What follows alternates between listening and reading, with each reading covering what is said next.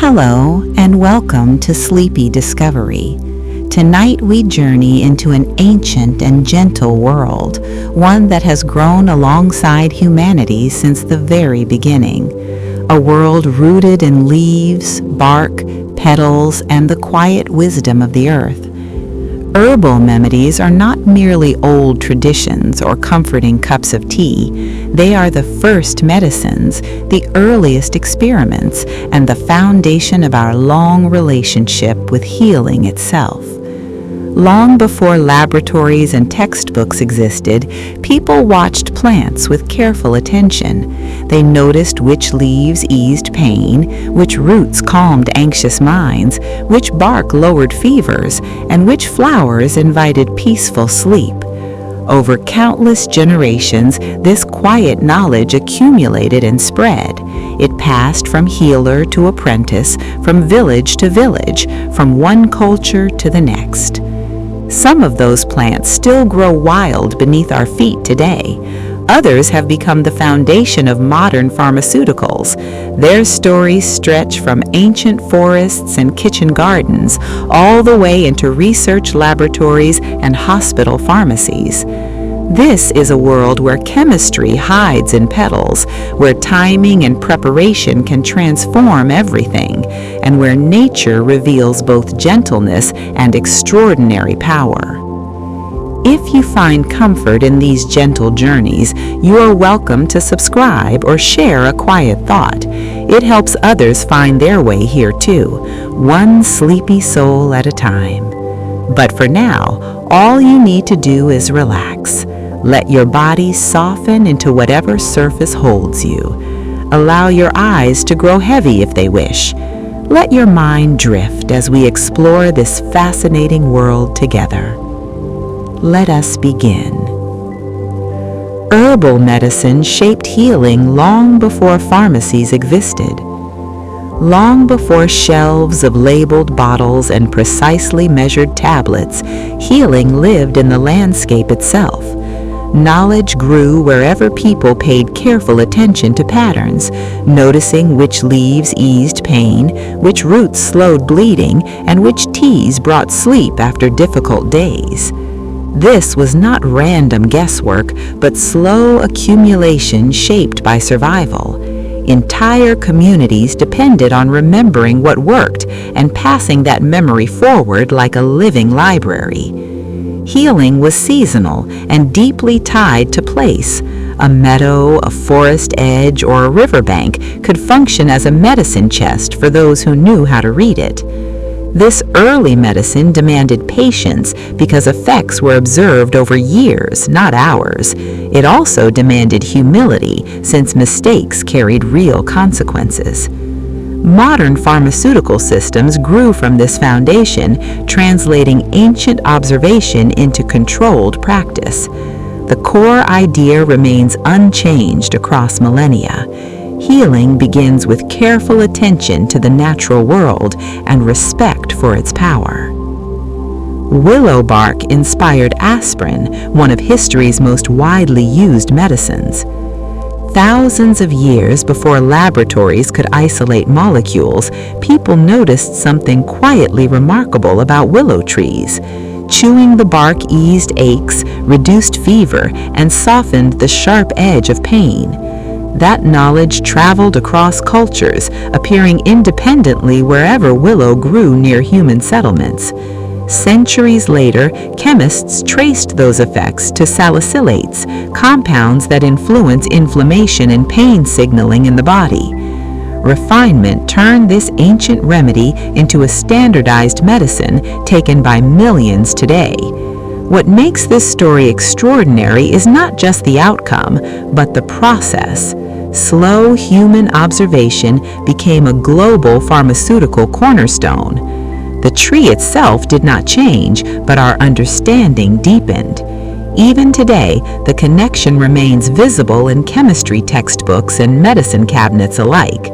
Some of the most transformative medical advances began with people paying close attention to how their bodies responded to the plants around them. Many modern drugs began as folk plant remedies.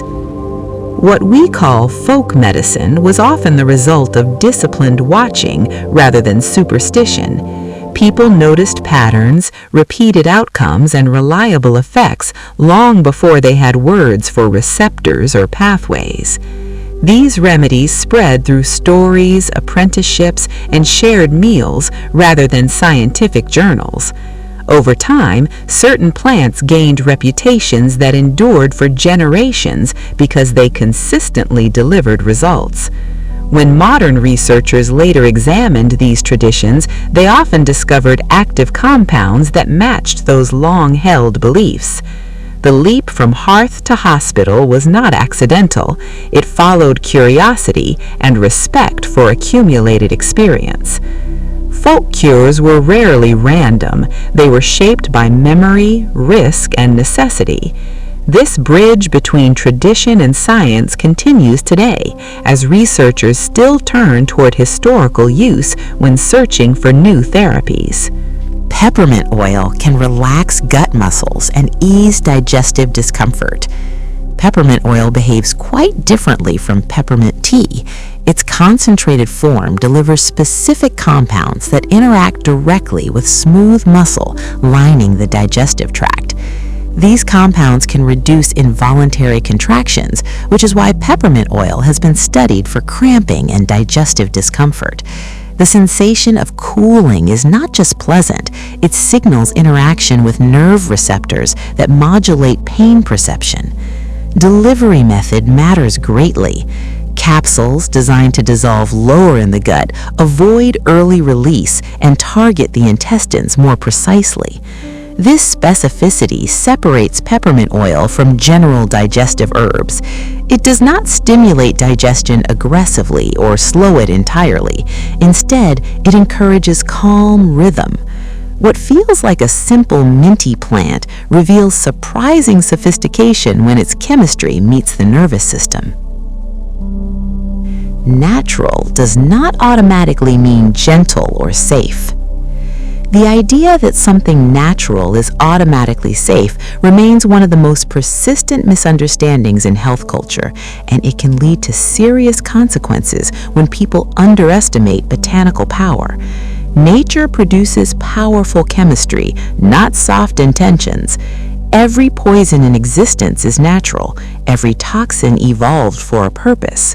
A substance that soothes in small amounts can overwhelm the body when taken carelessly or combined unwisely. This principle has been understood for centuries, even without modern measurements. Traditional systems developed careful guidelines, often framed as warnings passed through stories, proverbs, and cautionary tales rather than numbers. The same plant might be used differently for children, elders, pregnant women, or the chronically ill. Preparation mattered enormously, whether the herb was boiled, steeped briefly, or applied externally. Timing mattered, since some compounds accumulate gradually and effects take days to appear. Quantity mattered most of all, separating medicine from poison by degrees rather than kind. This awareness shaped respect rather than fear. It taught that healing requires balance, not excess. Modern toxicology echoes this lesson with precision instruments and dose-response curves, but the truth itself is ancient. Strength is not defined by origin, it is defined by interaction with the body and the wisdom of restraint. Foxglove led to heart medicine still prescribed today. Foxglove is a striking plant, tall and beautiful with purple bell-shaped flowers that attract bees and admirers, yet quietly dangerous beneath its charm. Early healers noticed that it affected the heartbeat, sometimes improving weakness in failing hearts, sometimes causing harm when doses wandered. This dual nature made it both valuable and feared, a plant approached with reverence rather than casualness. Over time, careful use revealed that small, precise amounts could support failing hearts by strengthening contractions and slowing racing rhythms. That observation eventually guided the development of digitalis-based medicines still used under strict supervision in modern cardiology departments. This story highlights a rare collaboration between danger and benefit, where the narrow margin forced the development of careful practice. The plant itself offers no margin for casual use, which forced respect and caution from the very beginning. Its toxic potential demanded measurement, and from that necessity came precision. Its legacy lives on in cardiology, where careful dosing mirrors ancient restraint with modern monitoring. Foxglove teaches that powerful remedies demand discipline, patience, and humility. It also shows how a wild plant, once known only through risk and folklore, became a cornerstone of modern heart care through patience, precision, and accumulated wisdom. Ancient healers tested plants through generations of careful trial and observation. No single person discovered most herbal knowledge. It emerged slowly, refined by countless small decisions made across lifetimes and communities. Someone tried a leaf and noticed less pain. Someone else adjusted the amount and observed the difference. Another noticed side effects and changed the method, the timing, or the preparation. Over time, dangerous options faded from practice and useful ones remained, polished by repetition into reliable treatments. This process demanded memory and honesty because exaggeration could cost lives and erode trust. Knowledge survived because it worked often enough to be trusted with serious conditions. Healers became historians of experience, carrying lessons forward through teaching, ritual, and apprenticeship. Some traditions even encoded warnings into myths and stories, ensuring they would be remembered long after the original observers had passed. Children learned which plants to avoid through tales of danger. This was a form of long-term research without written protocols or controlled conditions. Its strength lay in repetition, communal observation, and the willingness to abandon what failed. While imperfect and sometimes shaped by coincidence, it created surprisingly reliable systems that endured for centuries and formed the foundation of modern pharmacology. Honey can soothe coughs in children better than some commercial syrups. Honey has been used for comfort long before it was studied scientifically, appearing in ancient medical texts from Egypt, Greece, and China. Its thickness coats irritated throats, creating a protective layer, while its natural chemistry discourages certain microbes from flourishing. In controlled comparisons conducted at major research hospitals, simple spoonfuls of honey sometimes matched or exceeded common commercial cough syrups for nighttime relief in children. This surprises many parents and healthcare providers because it feels almost too ordinary to be effective. Yet honey is remarkably complex, shaped by the flowers bees visit, the seasons they work through, and the unique enzymes they contribute. Its sugars draw moisture from surrounding tissues, its acidity creates an unfriendly environment for bacteria, and its pleasant flavor encourages slow swallowing that extends contact time with irritated membranes. Importantly, honey requires age awareness, since infants under 1 year should never receive it due to botulism risk, reminding us that even gentle remedies have rules. Effective medicine does not always arrive in plastic bottles with dosing cups. Sometimes it waits quietly on a kitchen shelf, backed by both tradition and modern clinical observation. Plants make defensive chemicals that humans later turned into medicine. Plants cannot run from danger, so they defend themselves chemically with an arsenal refined by millions of years of evolution. They produce bitter tastes that deter grazers, sharp oils that repel insects, and complex molecules that halt fungi before they can spread. Humans learn to recognize these signals and over countless generations repurpose them for healing. What irritates a pest may calm inflammation in human tissue. What halts a fungus may slow a bacterial infection. What deters an animal may stimulate human digestion or circulation. These compounds evolved for survival, not healing, yet our bodies respond in useful ways because we share fundamental biochemistry with the threats plants evolved to resist. Receptors that matter to an insect may also matter to us, though the outcome differs. This relationship is accidental and extraordinary, a gift of shared evolutionary history. Plants never intended to treat human illness, yet their chemistry aligns with our biology often enough to be transformative. Many of our most important medicines trace their origins to these defenses, refined and studied across decades by researchers who followed nature's lead. Ginger can reduce nausea, including motion sickness and pregnancy discomfort. Ginger's warming bite is more than flavor, though that flavor has made it a beloved culinary ingredient across Asia, Africa, and Europe. For centuries, it has been used to steady unsettled stomachs across cultures and cuisines, from Chinese ginger tea to Caribbean ginger beer. Modern studies suggest it influences how the stomach empties and how nausea signals travel through the nervous system, affecting both peripheral and central pathways. This makes it helpful in situations ranging from boat travel to early pregnancy discomfort, where pharmaceutical options may be limited or unwanted. What sets ginger apart from many remedies is its versatility. It can be consumed as tea, fresh food, crystallized candy, or capsule, each offering slightly different absorption rates and effects. Its familiarity makes it approachable, yet its action is specific and measurable in clinical trials. Unlike remedies that numb symptoms by suppressing sensory input, ginger seems to work with digestive rhythms rather than against them, supporting normal movement patterns. This balance may explain why it remains trusted after thousands of years and continues to appear in both grandmothers' kitchens and research publications. Drying herbs can completely change their properties. When a living plant is harvested, its chemistry does not freeze in place. Inside the leaves and roots, enzymes continue working briefly, reshaping compounds before moisture fully disappears. This creates a narrow window where transformation happens quietly. Airflow, darkness, and temperature all steer this process in different directions. Some herbs lose brightness as delicate oils escape. Others gain depth as bitter compounds concentrate and mellow. Traditional systems notice these shifts long before laboratory analysis, choosing sun, shade, or slow indoor drying based on desired effects.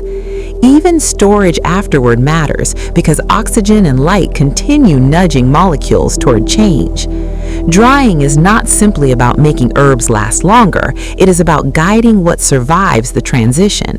The dried version is often not weaker or stronger, but meaningfully different.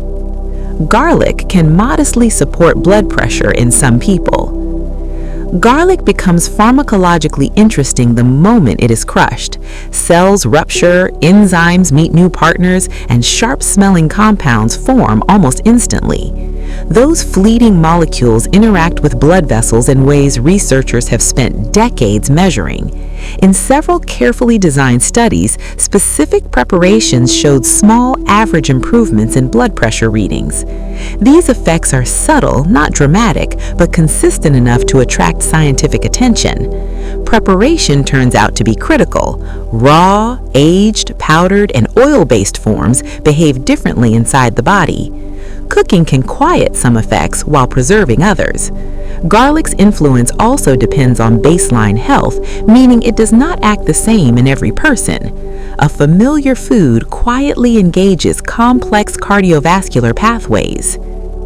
Medieval monasteries served as community health centers through herb gardens.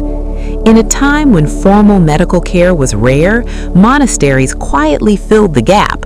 Within their walls, monks cultivated gardens not for decoration, but survival. These spaces were living pharmacies, arranged intentionally so that remedies for wounds, fevers, digestion, and sleep grew within reach. Knowledge was preserved through careful copying of manuscripts, many of which combined classical texts with lived experience. Travelers, villagers, and the poor often received care there when no other option existed. The gardens reflected climate and geography, meaning treatments evolved regionally rather than universally. These gardens connected ancient medical traditions to later European science, preserving continuity during turbulent centuries. Without them, large portions of herbal knowledge might have vanished. Turmeric contains curcumin, studied for calming inflammation signaling. Turmeric's deep golden color hints at its chemical personality. Curcumin, one of its key constituents, interacts with cellular messaging systems that govern inflammation. Rather than blocking a single pathway, it nudges multiple signals toward balance. This broad influence explains both the excitement and the complexity surrounding research. Absorption is naturally low, which led traditional cuisines to pair turmeric with fats and spices that enhance uptake. Modern science later confirmed this intuition. Curcumin does not act quickly, and its effects accumulate gradually, rewarding consistency over urgency. It also behaves differently depending on the body's existing state. Turmeric's story illustrates how food, tradition, and research can converge on the same insight from different directions. Indigenous healing traditions guided scientists toward new drugs. Many modern discoveries began with listening rather than searching. Researchers noticed that certain plants were used consistently across generations for specific conditions. That reliability suggested underlying chemistry worth investigating. Indigenous healers rarely framed their knowledge in mechanistic terms, yet outcomes guided attention effectively. When scientists followed those trails, they often uncovered novel compounds with measurable biological effects. This process saved time, resources, and guesswork. It also raised ethical questions about respect, credit, and preservation. Knowledge that survived colonization and disruption became a roadmap rather than a relic. Instead of asking what might work, scientists increasingly ask what already has, honoring lived experience as a legitimate starting point. Chamomile tea can improve sleep quality in some studies. Chamomile's reputation for calm rests on more than tradition. Certain compounds in the flowers interact gently with receptors involved in relaxation and sleep readiness. Rather than forcing drowsiness, chamomile appears to smooth the transition into rest. This distinction matters. It does not sedate the brain, but encourages conditions that favor natural sleep rhythms. Warmth, aroma, and ritual amplify its effects, making the experience greater than chemistry alone. Studies suggest benefits for sleep quality rather than total duration, meaning people may fall asleep more easily or wake less often.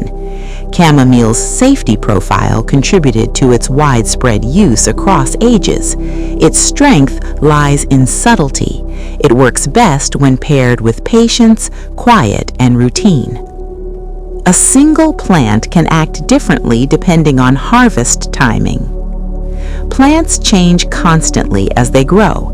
Leaves before flowering carry different chemistry than leaves collected afterward. Roots thicken with storage compounds as seasons shift. Flowers peak briefly, then redirect energy elsewhere.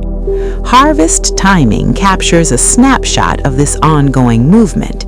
Traditional systems paid close attention to these cycles, often linking collection to specific lunar or seasonal markers. Modern analysis confirms that concentration of active compounds can vary dramatically across growth stages. Two batches from the same field may behave differently in the body. Timing also influences flavor, aroma, and shelf stability. Harvest too early and effects may feel weak. Harvest too late and balance may be lost. The plant remains the same species, yet its character shifts with time. Lavender scent can reduce anxiety during stressful situations. Lavender interacts with the brain through the fastest pathway available, smell. Aromatic molecules travel directly from the nose to regions involved in emotion and memory, bypassing digestion entirely. In controlled settings, lavender aroma has been shown to lower markers of stress during demanding activities. The effect does not erase anxiety, but softens its edges. This makes lavender useful in environments where calm focus matters, such as medical settings or high-pressure tasks. Individual response varies, influenced by association and sensitivity. What makes lavender compelling is its immediacy. Unlike ingested remedies that work slowly, scent shifts mood in real time. Sometimes influencing perception and nervous system tone is enough to create measurable relief. Some herbal effects come from altering gut microbes. The digestive tract hosts trillions of organisms that shape health quietly and constantly. Certain herbs influence this ecosystem rather than acting directly on human cells. Fibers, bitters, and polyphenols can encourage beneficial microbes while discouraging others. These shifts ripple outward, affecting immunity, metabolism, and even mood. The effects unfold slowly, often unnoticed at first. This explains why some herbs seem ineffective initially, then quietly transformative over weeks. It also explains why responses differ between individuals. Each person's microbial landscape is unique. What feeds balance in one body may do little in another. Herbs do not always force change. Sometimes they create conditions where the body's internal allies do the work themselves. Licorice root can raise blood pressure, a potentially dangerous surprise. Licorice root can feel harmless because it tastes like comfort and tradition, yet one of its natural compounds can shift the body's fluid balance in a way that mimics certain hormone signals. Over time, this can push sodium upward, pull potassium downward, and quietly tighten blood vessels. The unsettling part is how invisible it can be. A person might feel normal while their numbers drift in the wrong direction. This risk grows when licorice is taken daily, stacked across teas, supplements, and sweets, or used in concentrated extracts. Some traditional formulas limited duration or balanced licorice with other ingredients. Licorice is a perfect reminder that pleasant flavor can hide potent physiology and that plants can carry consequences without any warning signs. Ancient Egyptian texts listed herbs for wounds and digestion. Ancient Egyptian medical papyri read like a doorway into early clinical thinking. They describe specific plant-based preparations for cleaning wounds, calming stomach distress, and supporting recovery after illness. These were not vague charms. They often included step-by-step methods, mixtures, and practical goals, such as reducing swelling, protecting injured skin, or easing cramping. Honey, resins, garlic, and soothing gels appear as working tools in a system that valued what could be observed. These texts show people treating the body as something that could be studied and helped with repeatable actions.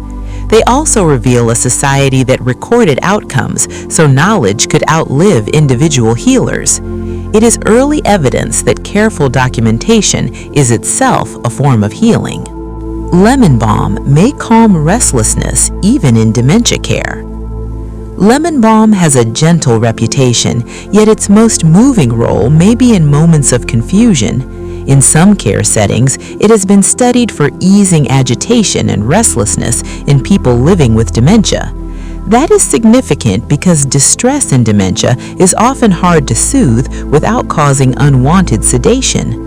Lemon balm appears to support calm while preserving alertness, helping the nervous system settle rather than shut down. Its aroma and plant compounds seem to interact with pathways linked to anxiety and emotional regulation. The effect is not dramatic like a switch flipping. It's more like a room growing quieter, where a person can breathe and feel safe again. This kind of support matters because comfort becomes the goal when memory is slipping away. Common plant names can hide entirely different species. A common plant name can be a trap disguised as familiarity.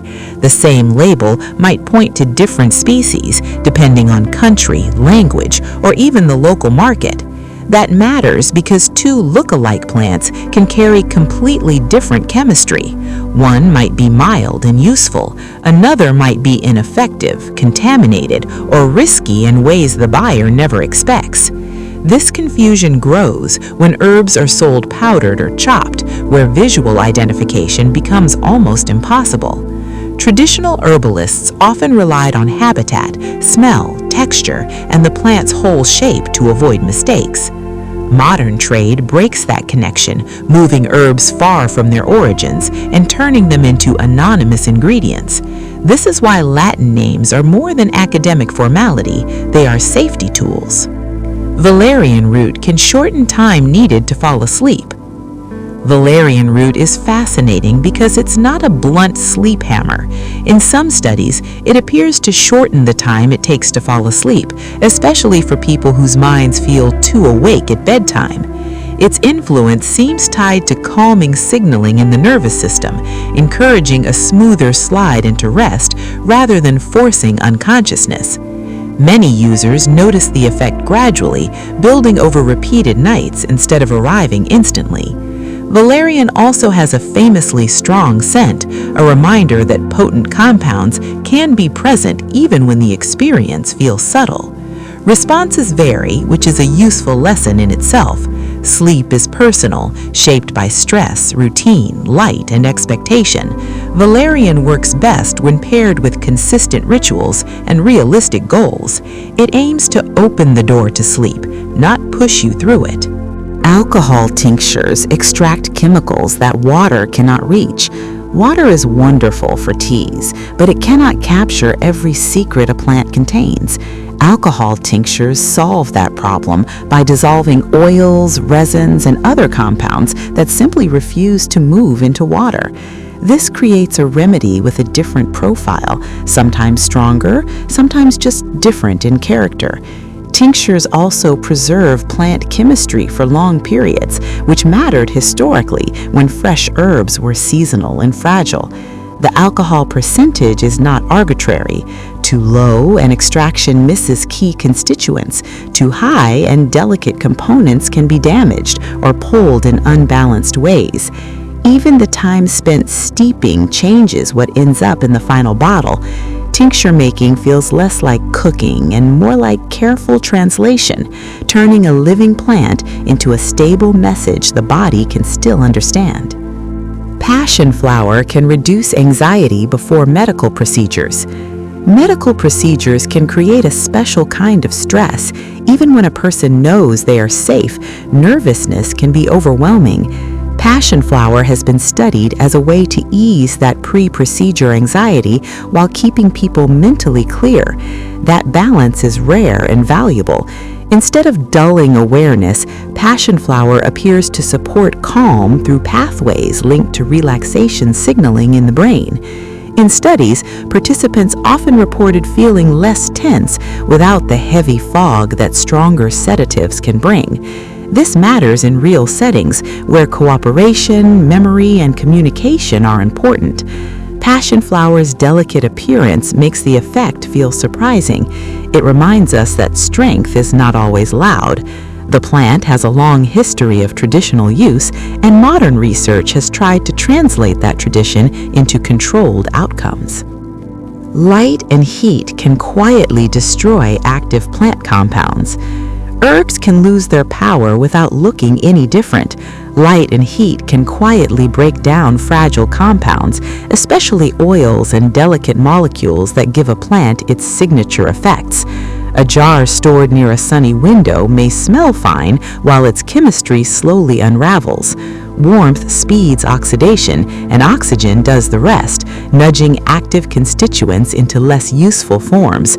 Traditional storage practices often favored dark containers and cool cupboards because experience taught what science later measured. Modern packaging sometimes forgets that lesson, choosing clear bottles that invite degradation. This is why two products with the same ingredient can feel unequal. When herbs are protected from heat and light, they remain closer to what the grower harvested. Ashwagandha is studied for stress hormones and perceived calm. Ashwagandha draws attention because it touches stress from two directions at once.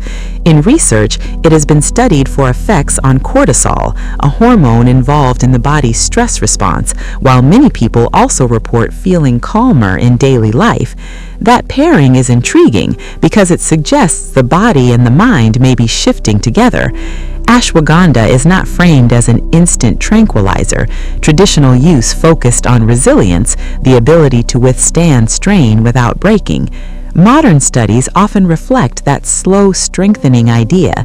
Benefits, when they appear, tend to build over weeks, which fits a plant that supports adaptation rather than quick escape. Responses still vary, reminding us that stress is not one thing. Ashwagandha's appeal is its steady character, encouraging balance instead of extremes. Standardized extracts reduce unpredictability in herbal dosing. Plants are shaped by weather, soil, harvest timing, and processing, which means two batches of the same herb can carry different chemical strengths. Standardized extracts try to solve that by setting consistent levels of particular constituents, so one capsule resembles the next. This matters for both research and real use because predictability protects safety and clarifies expectations. Without standardization, a person might take the same dose and feel different effects simply because the plant material changed. The fascinating tension is what gets lost. A whole herb contains many compounds that may work together, while standardization often focuses on one marker molecule. Standardized extracts sit between tradition and modern precision. Rhodiola rosea may reduce fatigue during intense mental work. This plant drew attention not because it made people feel energized, but because it helped them last longer under strain. In studies involving demanding cognitive tasks, some participants showed reduced mental exhaustion and steadier focus. The effect is subtle, which makes it interesting rather than dramatic. There's no rush or stimulation, only a quieter resistance to burnout. Traditional use emerged in regions where endurance was essential, not optional. Modern research suggests its influence may involve stress signaling systems rather than simple alertness. That distinction matters because fatigue often comes from pressure rather than effort alone. The idea that a root can help the mind feel less overwhelmed by prolonged effort continues to intrigue researchers. Some herbs concentrate heavy metals from contaminated soil. Plants absorb far more than sunlight and water. Their roots draw minerals directly from the soil, including elements humans would rather avoid. In polluted environments, certain herbs can accumulate heavy metals like lead or cadmium without visible damage. This creates a hidden risk because the plant may appear healthy while carrying unwanted chemistry. The problem is not the herb itself, but where and how it was grown. Traditional gathering often avoided roadsides and industrial areas for this reason. This reality explains why quality control matters as much as species choice. Some plants are so effective at drawing metals that they are used intentionally to clean soil. That same talent becomes a liability when the plant is meant for human use. Holy basil is traditionally used for emotional balance. In traditional systems, this plant was not framed as a cure for sadness or anxiety, but as a supporter of steadiness. It was associated with helping people respond to daily pressures with more composure rather than less feeling. That framing feels surprisingly modern. Instead of suppressing emotion, the goal was balance. Contemporary research has explored its influence on stress-related markers and perceived well-being. What stands out is how often it was integrated into daily life rather than reserved for illness. Teas, rituals, and routine use emphasized continuity over intensity. Holy basil reflects a broader philosophy where resilience mattered more than quick relief. Its long history shows how traditional herbal traditions often addressed the human experience of stress long before science developed tools to measure it. Latin plant names prevent dangerous identification mistakes. Common names shift across regions, languages, and markets, but Latin names anchor a plant to one precise identity. This matters because different species can look similar while behaving very differently in the body. A harmless substitute can turn ineffective or worse, unsafe. Historical records contain examples where confusion led to poisonings or treatment failures.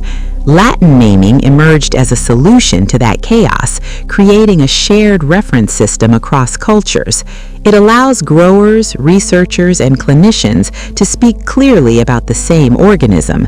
This precision becomes essential when herbs are dried, powdered, or extracted, where visual cues disappear. It is not glamorous, but it protects lives. Magnolia bark contains compounds studied for sleep support. Magnolia bark has a long history in traditional medicine, particularly for calming restlessness. Modern research has focused on specific compounds that appear to interact with pathways involved in relaxation and sleep readiness. Rather than forcing drowsiness, these compounds may help quiet the mental activity that keeps people awake. This distinction separates supportive sleep aids from sedatives. Magnolia bark has also been studied for how it influences stress-related signaling, which may explain its effect on nighttime rest.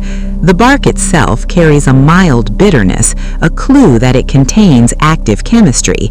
Its role in sleep support is not about immediate knockout effects. It's about easing the transition into rest. Capsules delay absorption compared to teas or tinctures. How an herb enters the body can matter as much as what herb is used. Capsules must first dissolve, then release their contents into the digestive tract, which delays absorption. Teas begin interacting immediately, while tinctures can absorb through oral tissues even faster. This timing difference shapes how quickly effects are felt and how long they last. A delayed onset is not a flaw. In some cases, slower release creates smoother, longer-lasting support. Capsules also mask taste and allow precise dosing. The key is understanding that form changes experience. Choosing between capsule, tea, or tincture is not cosmetic. It's a decision that influences rhythm, intensity, and how the body receives plant chemistry. Hops are traditional sedatives, not just beer flavoring. Hops became famous through brewing, but their calming properties were known long before modern beer culture. Historically, hops were used to quiet restlessness and support sleep. The same compounds that contribute bitterness and aroma also interact with the nervous system. This dual identity is what makes hops fascinating. A plant associated with stimulation through alcohol also carries sedative potential on its own. In traditional use, hops were sometimes placed in pillows to release their scent slowly overnight. Modern research has examined their interaction with relaxation pathways. Their strength lies in gently lowering arousal. When a plant becomes associated with one product, its broader history can disappear. Hops quietly demonstrate how familiar ingredients may carry overlooked therapeutic stories. Placebo effects strongly influence herbal study outcomes. Expectation plays a powerful role in how people experience herbal remedies. In studies, belief can amplify perceived benefits or create effects even when active compounds are absent. This does not mean herbs do nothing. It means the human mind is part of the equation. Herbal traditions often embraced ritual, preparation, and intention, which may have enhanced outcomes naturally. Modern research tries to separate chemistry from expectation, but that separation is never complete. Placebo effects remind us that healing is not purely mechanical. This is especially relevant in mild conditions where perception matters as much as physiology. Understanding this encourages humility when interpreting results. St. John's wort can weaken medications by altering liver enzymes. This plant illustrates how herbal remedies can interact with the body in unexpected ways. Compounds in St. John's wort influence enzymes responsible for breaking down many drugs. When those enzymes become more active, medications may be cleared faster than intended. This can reduce effectiveness without obvious warning signs. Birth control, antidepressants, and transplant medications are among those affected. The danger lies in invisibility. A person may feel unchanged while protection or treatment quietly weakens.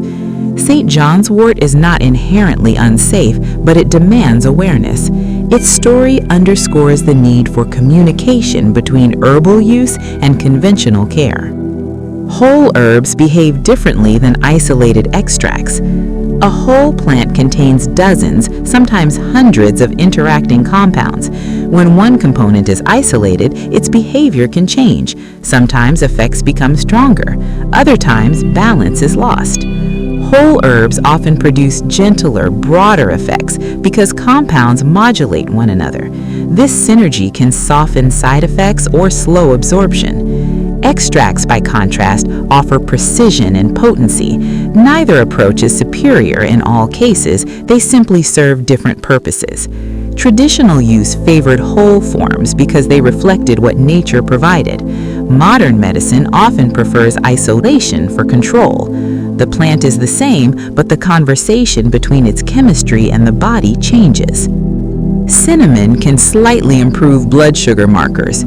Cinnamon's reputation is bigger than its average effect, and that contrast is exactly what makes it fascinating. In several human studies, certain cinnamon preparations have shown small improvements in blood sugar-related markers. The results are not dramatic, and they are not guaranteed, but they are consistent enough to keep researchers returning. Part of the mystery is that cinnamon is not one thing. Different species contain different profiles.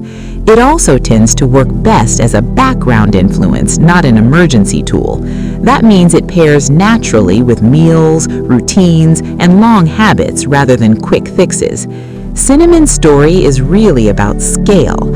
A common kitchen spice can have measurable physiological fingerprints, even if those fingerprints are modest. Vinegar extracts minerals effectively in traditional remedies. Vinegar looks simple, but it behaves like a gentle chemical key.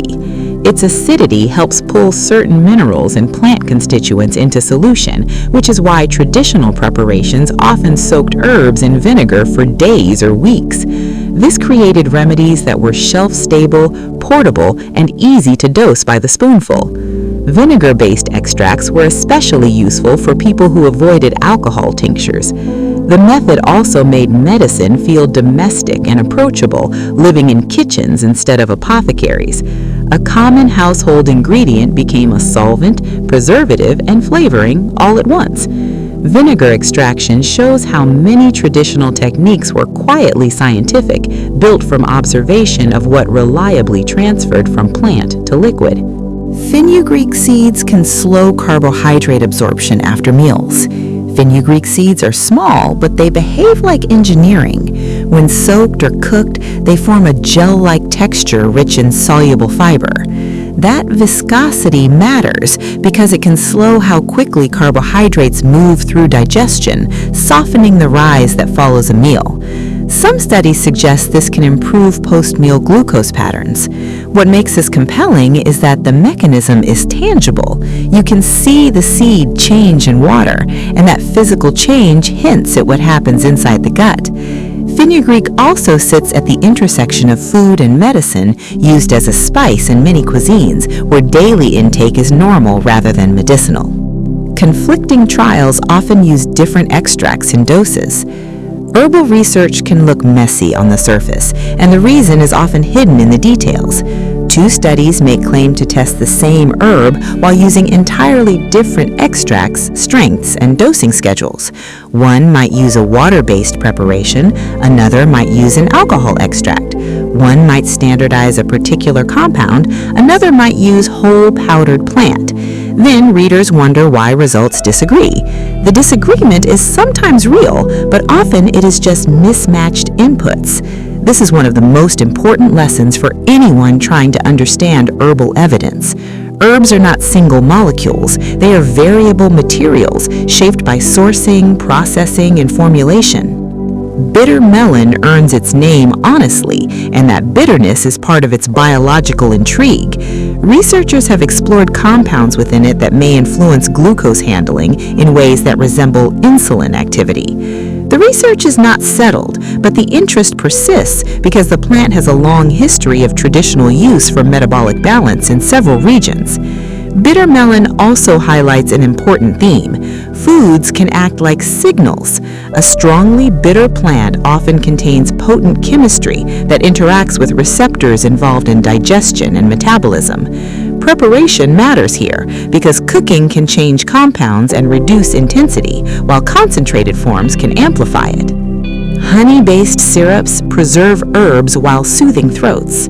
Honey is both medicine and container. When herbs are infused into honey, the result is a syrup that can last, taste pleasant, and coat irritated tissue in the mouth and throat. This makes it ideal for remedies meant for coughing, scratchiness, or dryness, where comfort is part of the therapeutic goal.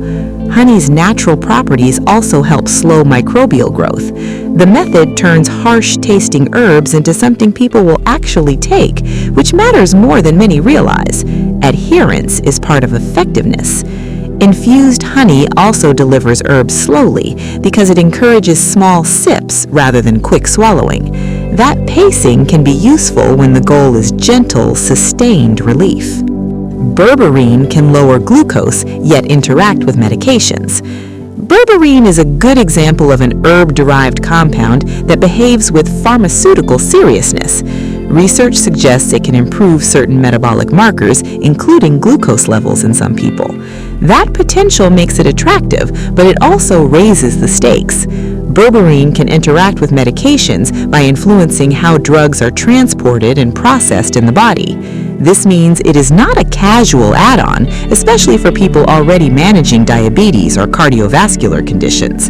A compound strong enough to shift measurable markers is also strong enough to collide with other interventions. Berberine's story encourages a mature view of herbal medicine. Traditional dose ranges emerged through hard-learned experience. Dosing ranges in herbal traditions were not invented for elegance. They were carved out by consequences. Over generations, communities learned that too little wastes effort and too much can cause harm. This produced dosing guidance that often sounds qualitative, like a pinch, a handful, a short steep, a long simmer. Yet it reflected real calibration. Different parts of a plant required different caution.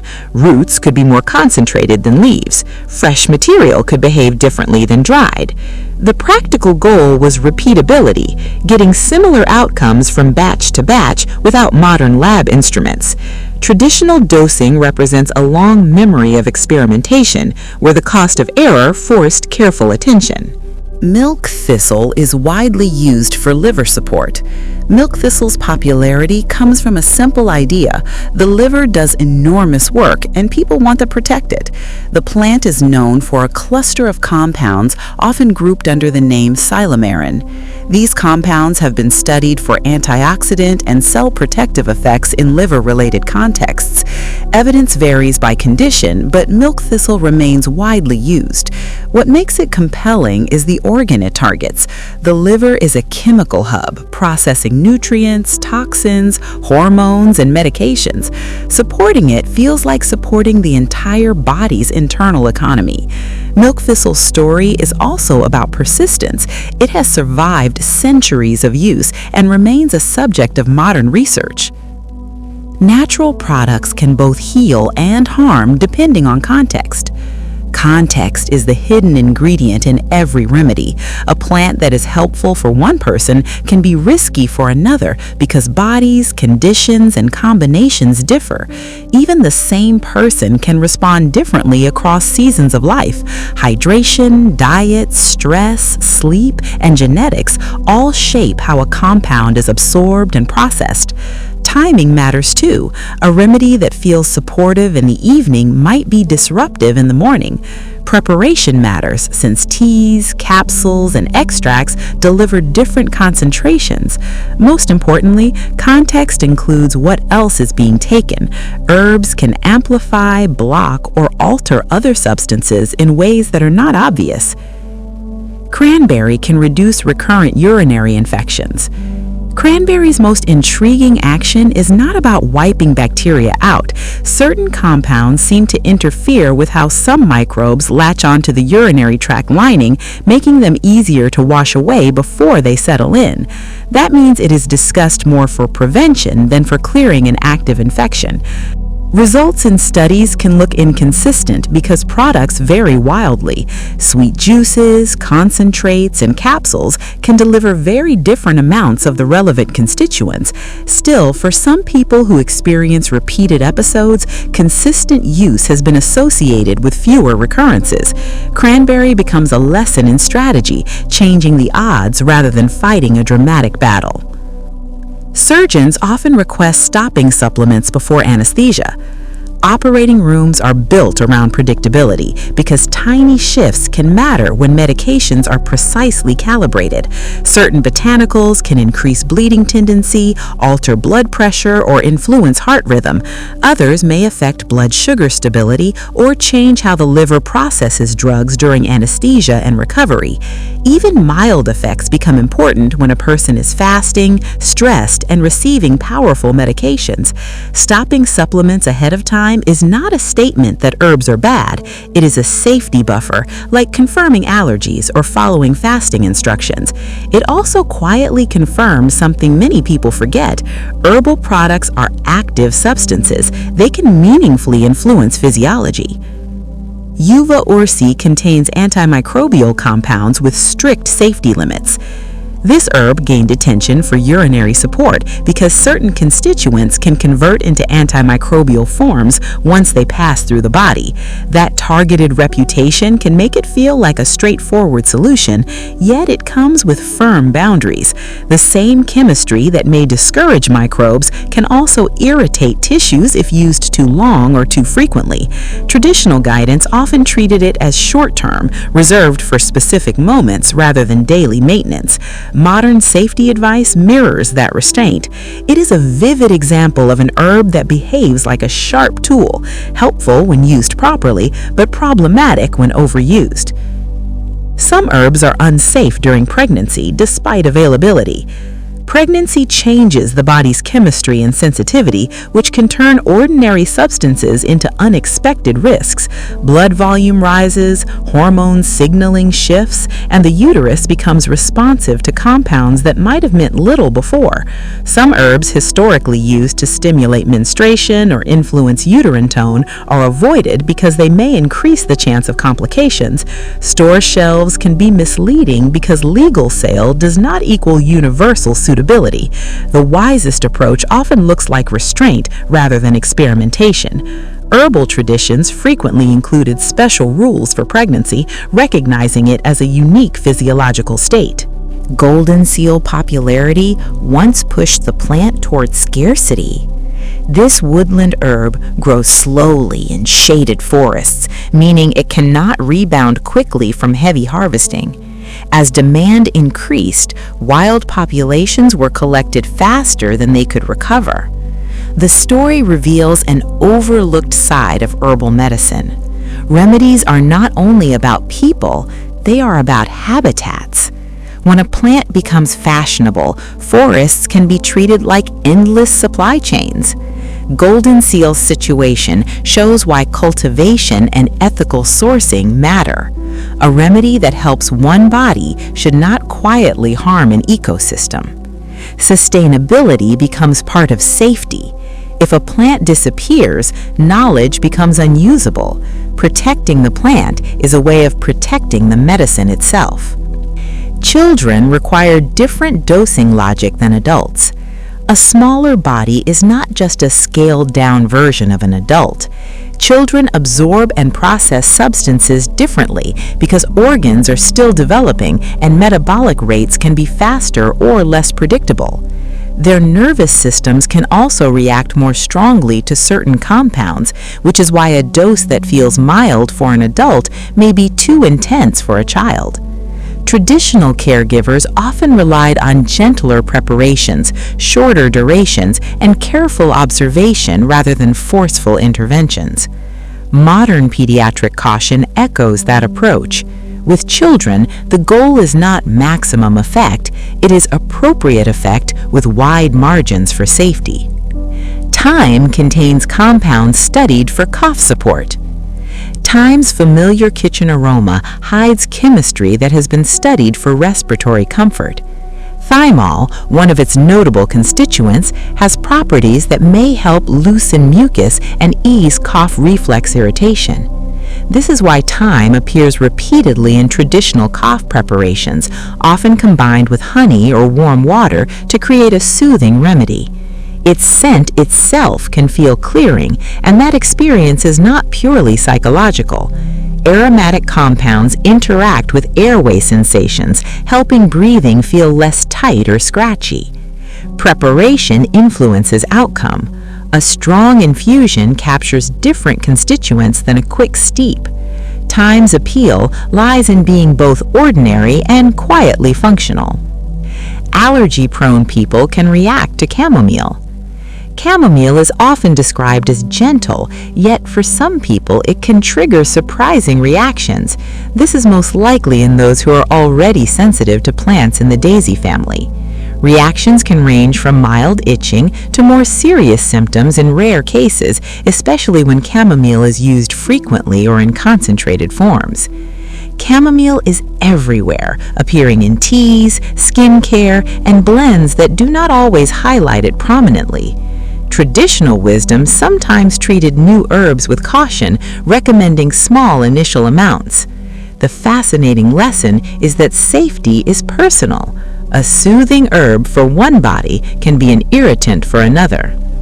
Sage gargles can ease sore throat discomfort. Sage has a long history as a throat herb, partly because its astringent qualities can tighten and soothe irritated tissues. When used as a warm gargle, sage delivers its compounds directly where discomfort lives. Sage also contains aromatic constituents with antimicrobial activity, which may contribute to a cleaner feeling in the mouth and throat during illness. The ritual matters too. Gargling slows breathing and encourages hydration, both of which can reduce dryness that worsens soreness. Traditional preparations often combine sage with salt or honey, balancing bitterness while keeping the focus on soothing irritated membranes. Combining herbs with alcohol can become dangerously strong. Alcohol is not a neutral backdrop. It changes how plant compounds are extracted, preserved, and absorbed. When people combine herbal products with drinking, they may unintentionally stack effects on the nervous system. This risk rises with herbs known for calming properties because alcohol already reduces alertness. Alcohol can also alter liver metabolism, changing how long certain compounds stay active. The danger is that the combination may feel fine at first, then intensify suddenly, especially when doses are uncertain or extracts are concentrated. Traditional tinctures were designed as measured drops, not as additions to cocktails. Two mild influences can become one strong outcome when combined. Elderberry may shorten flu symptoms, but the evidence is evolving. Some people reach for elderberry at the first hint of fever because it has a long reputation for helping the body move through winter illness faster. Modern studies have explored whether certain elderberry preparations can shorten the duration or intensity of flu-like symptoms, with some promising results and plenty of uncertainty. The most interesting part is why the evidence keeps shifting. Products differ in species, ripeness, processing, and concentration. Timing matters too, because early use may influence outcomes more than late use. Elderberry remains a plant worth studying, not because it is guaranteed, but because it repeatedly shows up in both tradition and research. Certifications help, but cannot guarantee perfect purity. A certification seal can feel like a promise, and in many ways it is. It can indicate testing for certain contaminants, verification of manufacturing standards, or confirmation that an herb matches its label. Yet no single certification can cover every risk, every possible adulterant, or every supply chain surprise. Some tests look for heavy metals, others for microbes, others for identity. Even well-run factories depend on raw material arriving clean and correctly identified. A certificate is best understood as a safety net, not an invincible shield. Real confidence comes from combining seals with transparency, reputable sourcing, and clear documentation. Andrographis contains bitter compounds studied for immune support. This herb is famously bitter, the kind of taste that makes you understand why some traditions equate bitterness with potency. Researchers have investigated Andrographis for immune support during colds and respiratory discomfort. Some trials suggest it may reduce symptom severity or shorten the time people feel unwell, though outcomes depend heavily on dose and preparation. What makes Andrographis especially interesting is its narrow window of usefulness. It is often discussed as an early-stage ally taken near the start of symptoms rather than as a long-term daily habit. Its bitterness also shapes how it is used. Many people prefer capsules to avoid the taste, which changes how quickly it is absorbed. Enteric coatings protect sensitive plant chemicals. Some plant compounds are delicate enough that the stomach is the worst place for them to begin their journey. Acid, enzymes, and rapid breakdown can destroy certain constituents before they ever reach the intestines. Enteric coatings are designed to solve that by keeping a capsule intact until it passes into a less acidic environment. This changes not only whether a compound survives, but also when effects begin. For herbs intended to act on the gut itself, delayed release can be the entire point, delivering the plant where it matters most. Enteric coatings show how herbal medicine is not only about choosing the right plant, it is also about engineering the delivery. Astragalus is traditionally used for endurance and resilience. Astragalus is not famous for dramatic effects, it's famous for steady ones. In traditional use, it was often taken during ordinary life to support stamina, recovery, and the ability to handle long periods of strain. That focus on resilience makes it feel like a plant designed for real life rather than emergencies. Modern research has explored astragalus for immune-related functions and cellular protection. Preparation matters because astragalus is commonly simmered for a long time, extracting deeper constituents into broths and decoctions. Astragalus invites a different mindset. Instead of chasing instant relief, it supports the slow architecture of strength built quietly through consistency. Blood thinners can interact dangerously with certain herbs. When someone takes a blood thinner, the goal is precise balance. Too much clotting risk is dangerous, too little clotting can be dangerous too. Some herbs can push that balance in either direction by affecting platelets, blood vessel behavior, or how medications are processed. The risk often hides in stacking. A person may add an herb for sleep, circulation, or inflammation without realizing it influences bleeding tendency. What makes this especially important is that many people do not consider herbs to be part of their medication picture. Herbs and pharmaceuticals can coexist, but only when interactions are taken seriously. Marshmallow root soothes irritated mucous membranes naturally. Marshmallow root is remarkable because it works through texture as much as chemistry. When prepared properly, it releases a slippery, gel-like substance that coats irritated tissues. This makes it useful for dryness, scratchiness, and discomfort in places like the throat and digestive tract. The soothing effect is immediate in a physical way, like a protective layer forming where the body feels exposed. Preparation is key. A cold infusion often preserves the mucilage better than boiling. That practical detail is part of what makes this herb fascinating. Marshmallow root relies on gentleness and contact, offering comfort by shielding sensitive surfaces so they can calm down. Keeping a supplement list protects patient safety. A simple written list can prevent complicated harm. When people take herbs, vitamins, and supplements, the body experiences them as real inputs, even if the person thinks of them as optional. In emergencies, surgery, pregnancy care, or new prescriptions, clinicians need to know what is already in the system. Without that knowledge, interactions can be missed. The list is not just for doctors.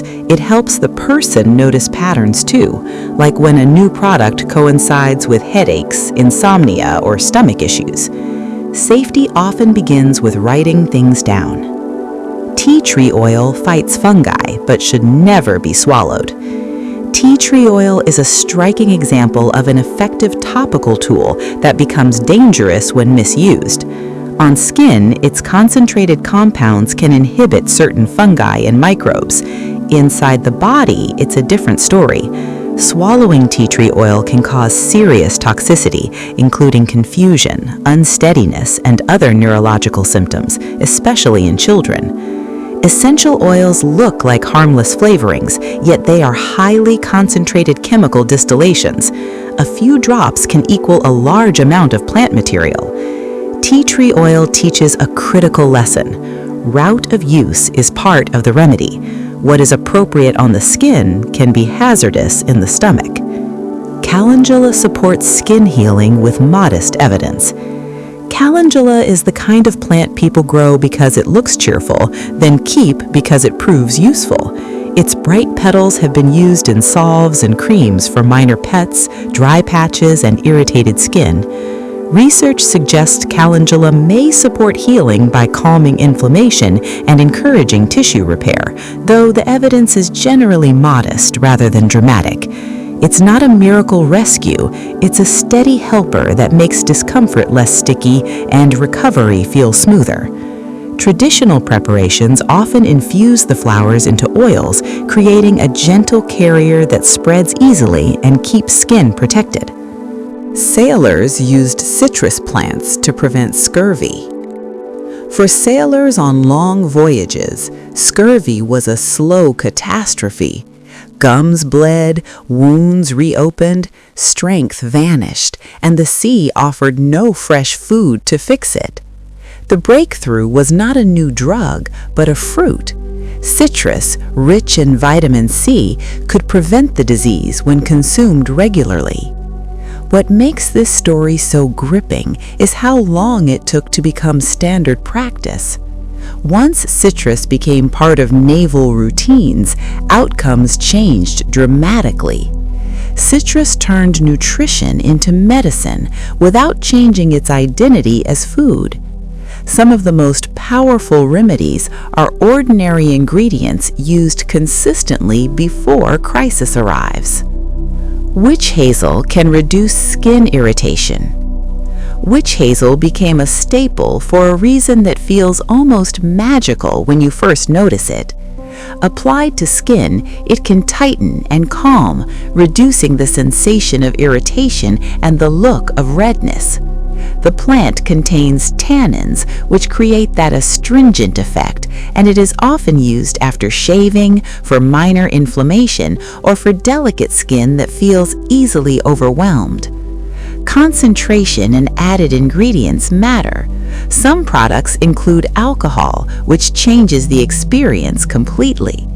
Witch hazel shows how a plant can offer fast, visible effects without needing to travel through the whole body. Cinchona bark yielded quinine, transforming malaria treatment. In certain regions of the world, malaria shaped daily life like an invisible climate.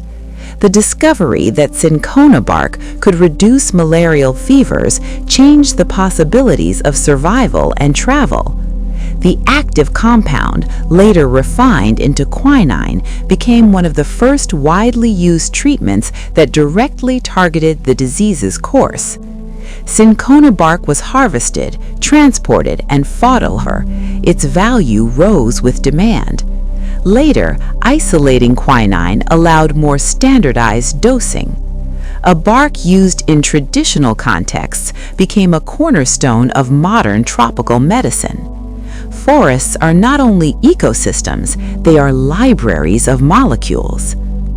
Neem contains powerful compounds and child safety risks. Neem is often praised as a natural purifier, but its strength is exactly why it requires caution. The tree produces compounds that deter insects and microbes, yet that same potency can create safety concerns, especially for children. Ingesting neem oil has been linked to serious adverse effects in young bodies, including neurological symptoms. This contrast makes neem a perfect teaching plant. Natural does not mean mild. A remedy designed by evolution to defend a tree can be too forceful for a developing human system.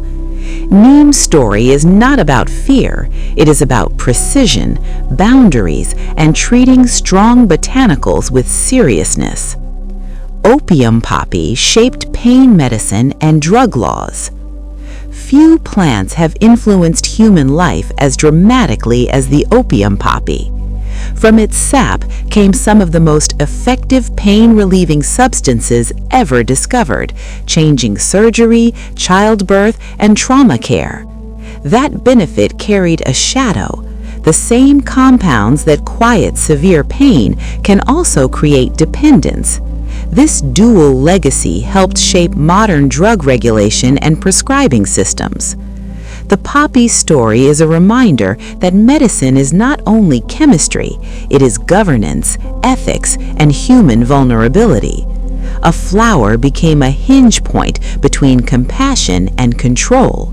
It did not only change bodies, it changed laws and the language we use to talk about suffering. Arnica can reduce bruising when used topically. Bruises are visible stories of impact, and arnica has long been used to help those stories fade faster. Applied to unbroken skin as a gel or cream, arnica is thought to influence inflammation and circulation. Some studies suggest benefits, while others show mixed results.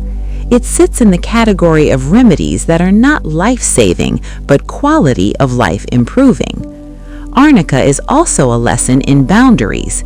It is intended for external use because internal use can be unsafe. It offers comfort, but only when used correctly on the right terrain. Artemisian discovery began with traditional plant use. One of the most celebrated modern anti-malarial breakthroughs began by looking backwards.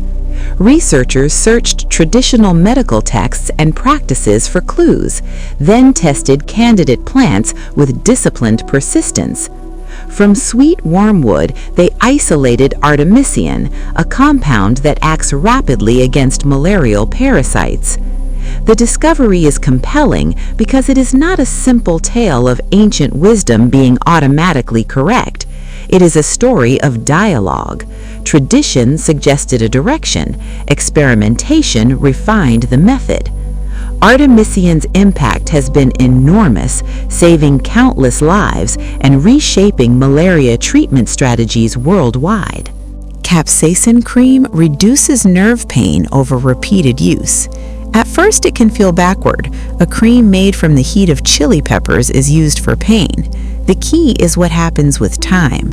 Capsaicin activates specific heat-sensing nerve endings near the skin.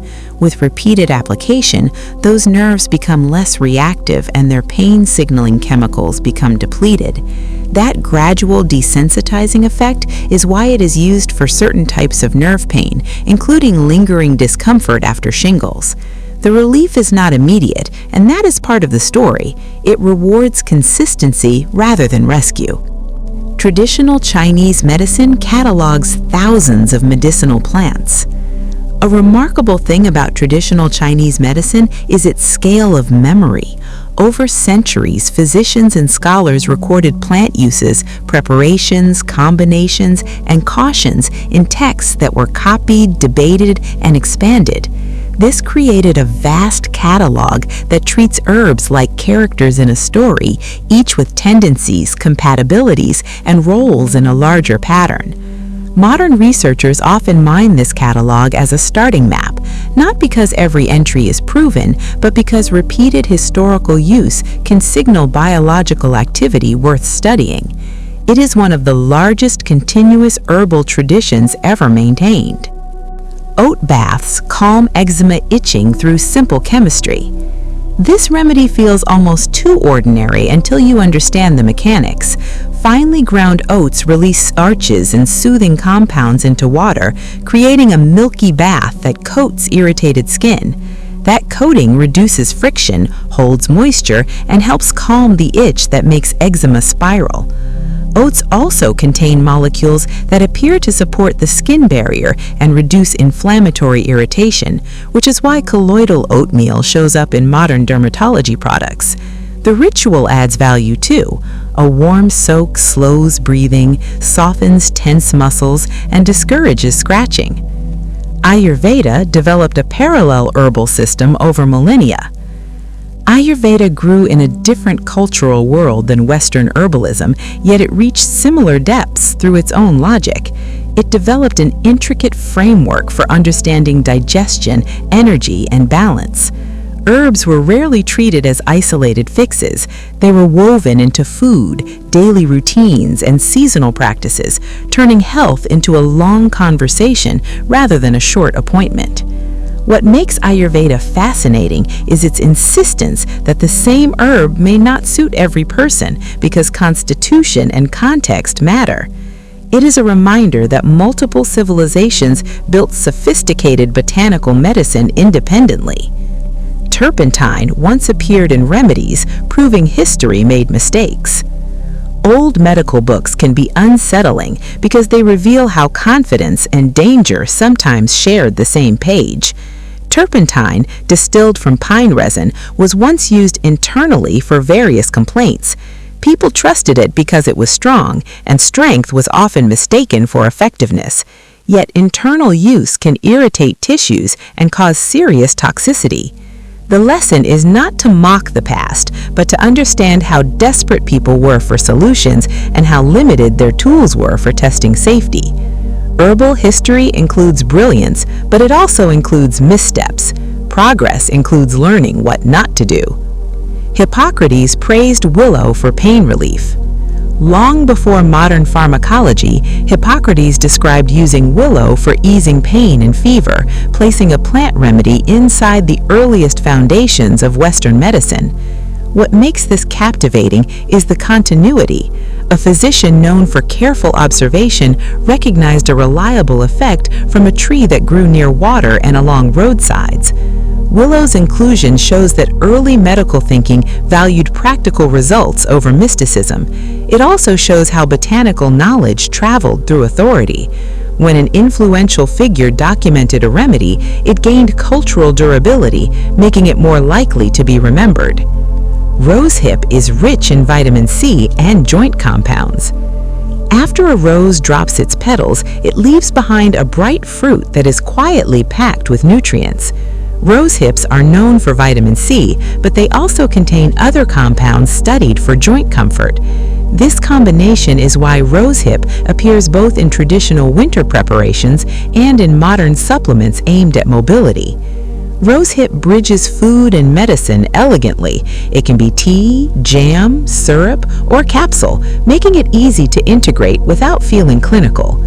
Plants often store their gifts in unexpected parts, and a thorny shrub can leave behind something that supports the body long after the flowers are gone. Frankincense once served as medicine, perfume, and currency.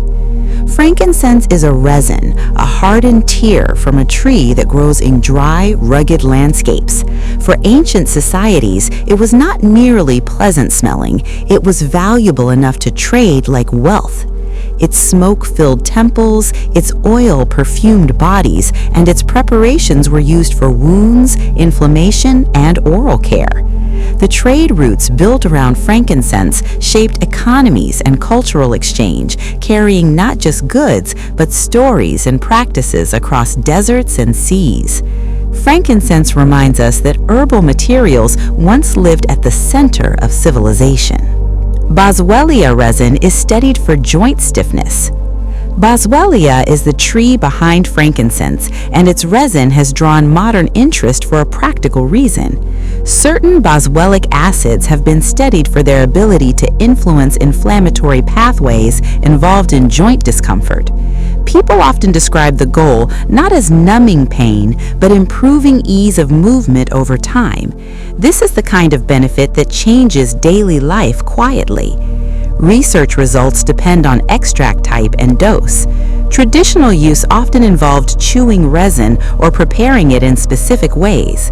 A tree's defensive sap becomes a human ally, and the modern lab becomes a new setting where ancient resin is asked new questions. Some remedies work best as blends, not solo plants. Single herb stories are easy to tell, but traditional formulas often relied on teamwork. A blend might pair a soothing herb with one that improves absorption, or combine a strong ingredient with a moderating partner. Some combinations aim for layered timing, where one component acts quickly while another supports longer. Others target a whole experience, like tension, digestion, and sleep together.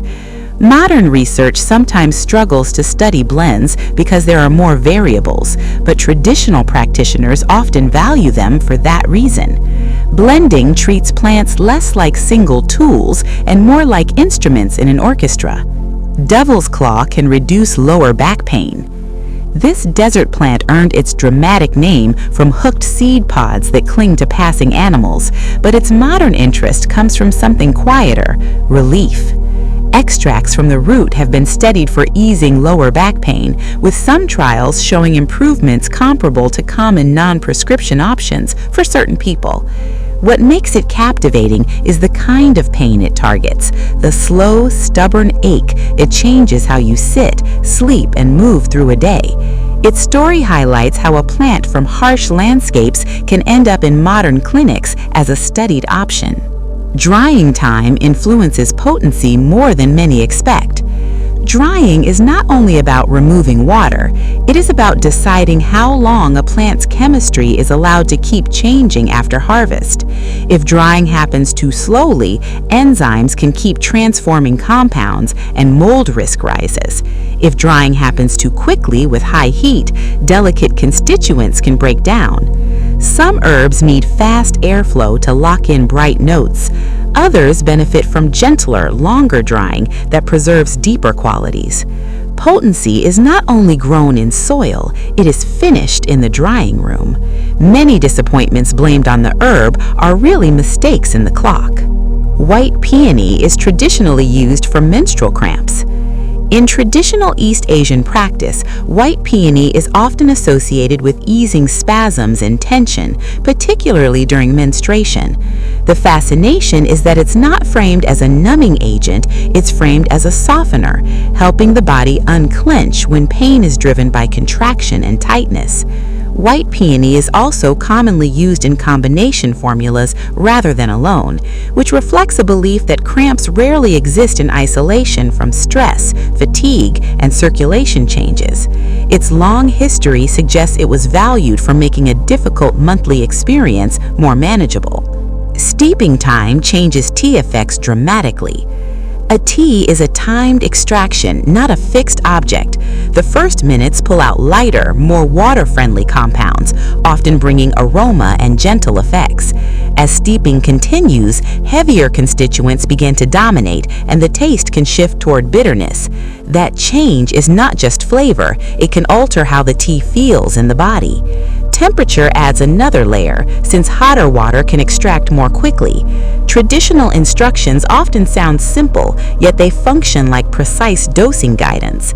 Two people can use the same herb and report different results. They didn't actually make the same tea. Meadowsweet contains salicylates related to aspirin. Meadowsweet grows in damp meadows and along streams, and for centuries it was associated with easing aches and feverish discomfort. Its intrigue comes from salicylates, compounds in the same broad chemical family that later became famous in modern pain relief. Traditional use often described it as gentler on the stomach than some harsher remedies, partly because it also contained soothing tannins. Meadowsweet's story shows that pain relief did not begin as a synthetic invention. It began as a plant growing near water, quietly holding compounds that human bodies recognized. Oil extracts pull compounds water leaves behind. Oil is a different doorway into a plant. Water excels at extracting salts, sugars, and many gentle constituents, but it struggles with fat-loving compounds. Oils can capture those stubborn molecules, including many aromatic and resinous components. That is why infused oils often feel especially suited to skin use and topical care. The process is slow and patient.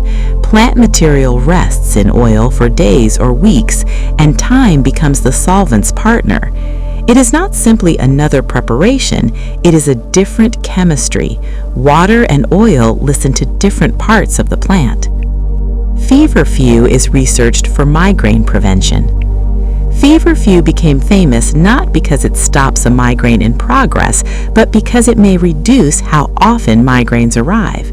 That distinction matters for anyone who has lived with the dread of the next attack. The plant contains compounds that may influence inflammatory messengers and blood vessel behavior. Feverfew's story is a lesson in patience. Preventive support is not dramatic. It is measured in fewer ruined days, fewer missed plans. It targets pattern, not just pain. Herbal effects can fade as compounds oxidize. Oxygen is an invisible editor. Once an herb is crushed, ground, or stored with too much airspace, oxygen begins reshaping its chemistry. Some compounds slowly convert into less active forms. Others turn rancid, creating off smells that signal change has already happened. Traditional practices often kept herbs whole until needed, not for ceremony, but for preservation. Modern convenience, like pre-ground powders, trades stability for speed. Herbal potency is not only about what a plant contains, it's about what survives the journey from field to cupboard to cup. Butterbur may help migraines when purified correctly. Butterbur's story is a cautionary triumph. Research has found that certain butterbur extracts can reduce migraine frequency for some people. The catch is purity. The raw plant can contain pyrrolizidine alkaloids, compounds associated with serious liver risk. Safe products must be processed to remove them. That requirement turns butterbur into one of the clearest examples of why preparation and quality control are not optional details.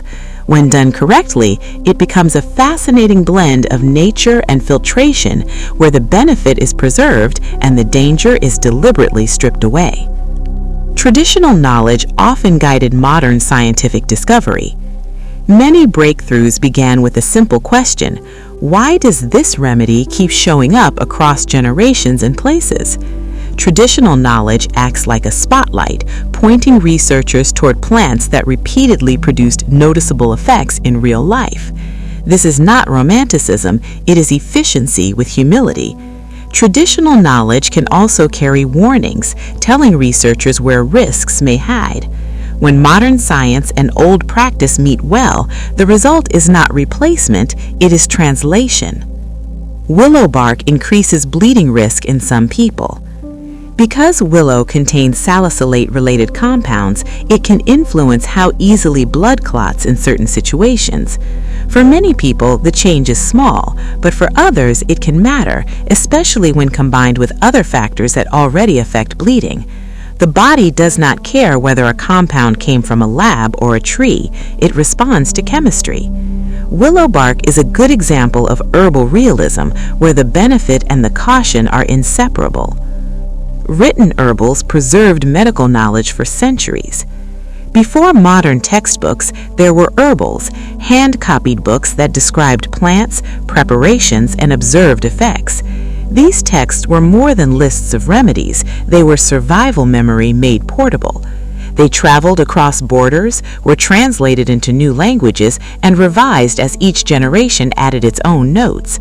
Some included drawings to prevent misidentification. Others recorded where a plant grew and when it should be gathered. Written herbals helped carry healing through time when everything else was unstable. Clove oil can numb tooth pain temporarily. Clove oil is famous for a reason you can feel almost immediately. Its key compound, eugenol, can dull pain signals and reduce the sharp sting that makes toothaches so miserable. The effect can be surprisingly strong, which is both the appeal and the caution. Concentrated oils can irritate gums if used carelessly. Still, the temporary relief can be meaningful when a person is waiting for proper care and needs sleep, food, or a calm moment. Clove oil turns a kitchen scent into a focused tool, but only within clear limits. Modern labs still search forests for new medicines. Even with powerful computers and synthetic chemistry, researchers continue to treat wild ecosystems like living libraries. Forests contain organisms that have been solving biological problems for millions of years. Those solutions often take the form of unique molecules.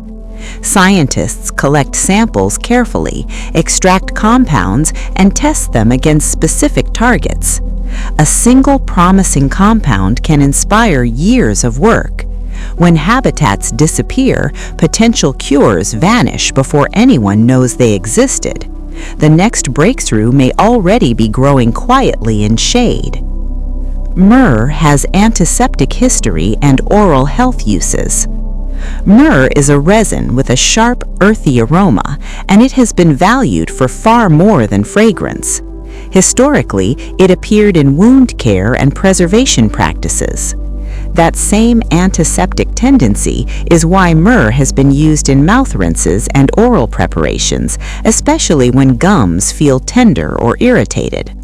Resin is the tree's own protective response, sealing damage and resisting invasion. Humans learn to borrow that defensive chemistry. Myrrh shows how a plant resin can influence both sensation and microbial balance. Herbal safety depends on species, dose, and preparation. Two people can say they took the same herb and mean completely different things. One might have used a gentle tea, another might have taken a concentrated extract. Even before that, species matters. A common name can hide a different plant entirely. Dose is the next gatekeeper. Preparation is the final switch. Safety is not a single label you can stamp on an herb forever. It is a relationship between a specific plant, a specific form, and a specific person. When those parts align, herbs can be remarkably helpful. When they do not, problems appear. Certain plant aromas can directly influence mood. Smell is one of the fastest routes into the nervous system. Aromatic molecules reach receptors in the nose and send signals straight to brain regions involved in memory and emotion. That's why a scent can shift your state before you even finish a thought. Certain plant aromas have been studied for effects on calm, alertness, or stress response. The power is not only chemical, but also associative. If a scent is linked to safety, the body may soften. The medicine can be in the air, requiring no swallowing at all.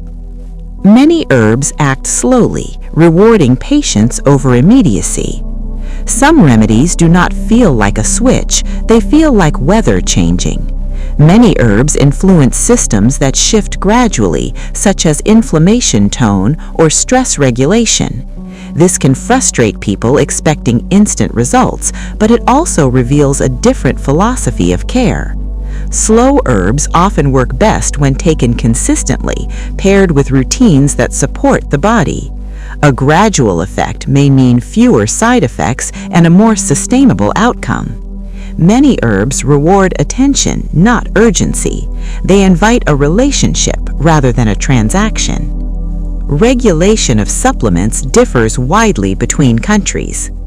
A bottle of herbal capsules can be produced under very different rules depending on where it's sold.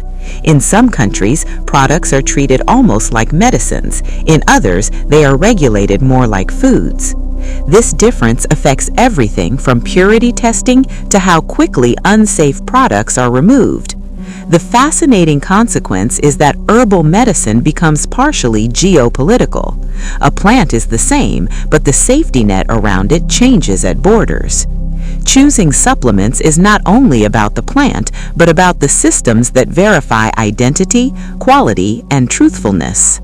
Echinacea is studied for shortening cold duration. Echinacea became one of the most popular herbal supplements in the modern Western world, often reached for at the first sign of a cold.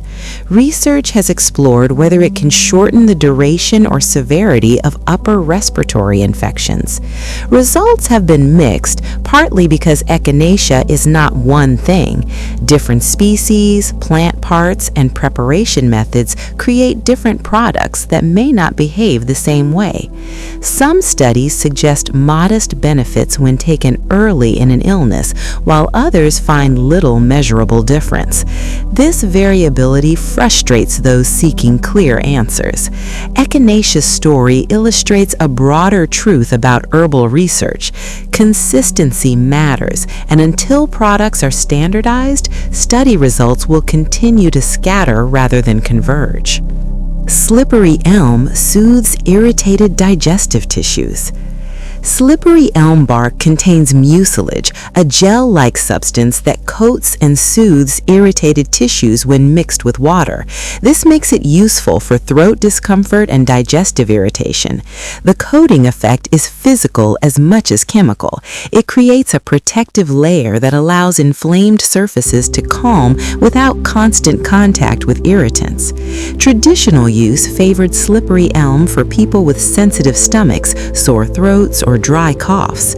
Modern products often come as lozenges, teas, or powders. The remedy feels intuitive. It wraps the problem rather than attacking it, offering relief through gentleness rather than force. Saw palmetto is used for prostate health. Saw palmetto berries have been studied for supporting urinary flow and prostate comfort in older men. The interest arose from traditional use and from the observation that prostate issues affect many men as they age. Research results have been inconsistent. Some studies suggest modest benefits for urinary symptoms, while others find no significant difference from placebo. What makes saw palmetto interesting is its persistence in the marketplace despite uncertain evidence. It reflects how strongly people want gentle alternatives for common age-related concerns. The story also highlights the gap between traditional reputation and controlled evidence, a gap that neither side fully closes. Black cohosh is used for menopausal discomfort. Black cohosh has been studied for easing hot flashes and other symptoms associated with menopause. Traditional use in North America gave it a long reputation for women's health. Modern research has produced mixed results. Some women report meaningful relief, while studies struggle to show consistent effects across populations. Safety questions have also been raised regarding liver effects, leading to cautious labeling in some countries. This adds complexity to what might seem like a straightforward choice. Black cohosh illustrates how personal experience and scientific evidence sometimes tell different stories, and how individual response can vary widely. Ginkgo biloba is studied for cognitive support. Ginkgo leaves have been used in traditional Chinese medicine for centuries, and modern interest has focused on potential benefits for memory and circulation. Large clinical trials have produced disappointing results for preventing cognitive decline in older adults, yet ginkgo remains popular for perceived mental clarity. The gap between traditional reputation and clinical outcomes is notable. It may reflect differences in preparation, timing, or the population studied. Ginkgo also interacts with blood-thinning medications, a reminder that even widely used herbs require attention to safety. Hawthorn is traditionally used for heart support. Hawthorn berries, leaves, and flowers have been used in European herbal medicine for cardiovascular support, particularly for mild heart failure symptoms. Research has explored its effects on heart function and exercise tolerance, with some positive findings in specific populations. However, hawthorn is not a replacement for standard cardiac care. It is often discussed as a complement, used alongside conventional treatment rather than instead of it. The plant's long history and continued research interest make it one of the more thoroughly studied cardiac herbs. Kava can reduce anxiety, but raises liver concerns. Kava has been used traditionally in Pacific Island cultures for relaxation and ceremonial purposes. Modern interest focused on its potential for reducing anxiety without the sedation of some pharmaceuticals.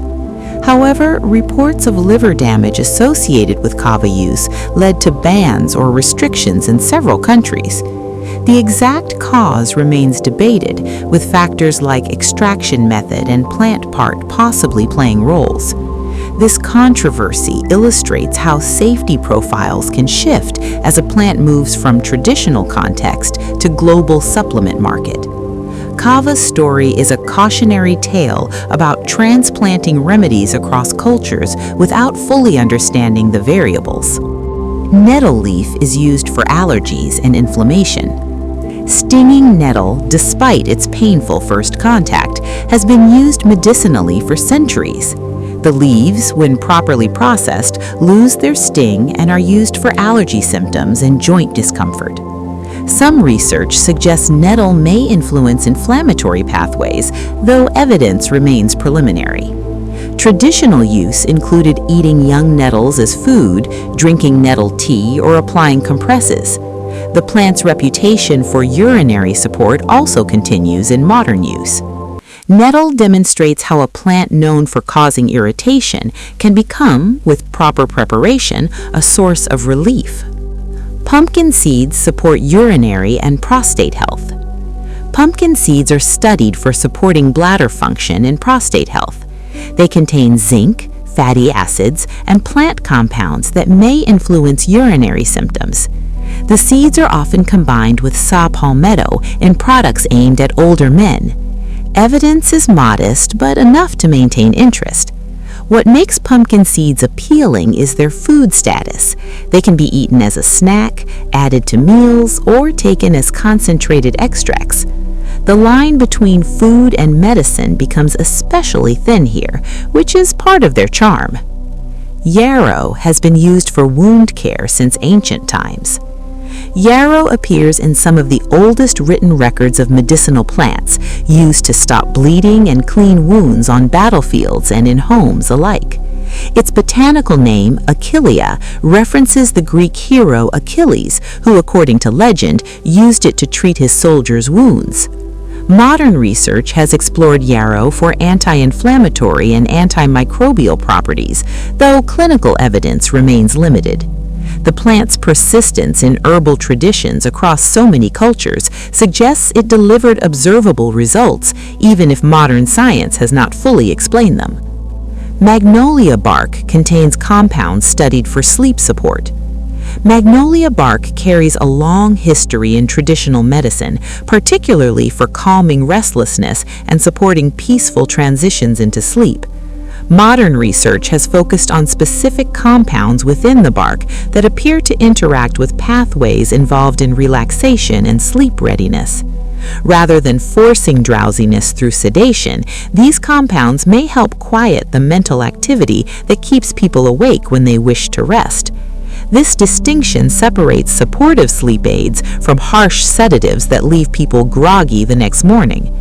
Magnolia bark has also been studied for how it influences stress-related signaling, which may explain its beneficial effects on nighttime rest. The bark itself carries a mild bitterness, a clue that it contains active chemistry worth respecting. Preparation methods matter greatly, since extraction changes which compounds dominate the final product. Its role in sleep support is not about immediate knockout effects. It is about easing the transition into rest, aligning with traditional views that sleep emerges naturally when tension subsides rather than when the mind is overwhelmed into silence. Capsules delay absorption compared to teas or tinctures. How an herb enters the body can matter as much as which herb is used.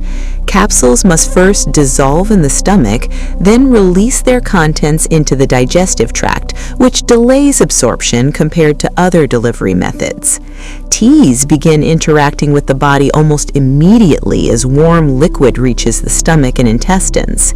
Tinctures can absorb through oral tissues even faster, sometimes producing effects within minutes rather than the longer wait required for capsules. This timing difference shapes how quickly effects are felt and how long they last. A delayed onset is not necessarily a flaw, since in some cases, slower release creates smoother, longer-lasting support throughout the night. Capsules also mask unpleasant tastes and allow precise dosing, which many people prefer for daily supplementation. The key is understanding that form changes experience in predictable ways. Expecting the same response from every preparation leads to confusion and disappointment.